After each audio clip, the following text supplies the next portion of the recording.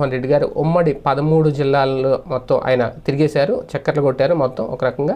ఇంకా తిరుగుతూనే ఉన్నారు. ఎన్నికల సమయం 10వ తేదీ వరకు ఈ పర్యటనలు కొనసాగుతూనే ఉంటాయి. అయితే తాజాగా ఒక 42 నియోజకవర్గాల్లో టఫ్ ఫైట్ తప్పదు అని చెప్పి ఆ పార్టీ గ్రహించిందంట.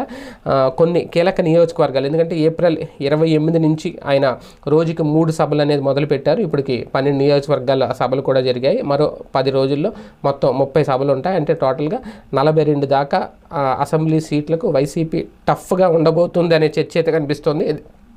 ఎందుకంటే జగన్మోహన్ రెడ్డి గారు మొదటి నుంచి చేస్తున్న ఎన్నికల ప్రచారం చూసుకుంటే ఉమ్మడి విశాఖ జిల్లాలో చోడవరం, పాయకరావుపేట, బొబ్బిలి, అలాగే పి గన్నవరం, అనపర్తి, గుంటూరు జిల్లా పొన్నూరు, కడప జిల్లాలోని మైదుకూరు, అనంతపురం జిల్లాలోని తాడిపత్రి, ఇలా కొన్ని ఉన్నాయి. అంటే రానున్న రోజుల్లో కూడా జగన్మోహన్ రెడ్డి కీలక అసెంబ్లీ నియోజకవర్గాల్లోనే ప్రచారం చేస్తారు.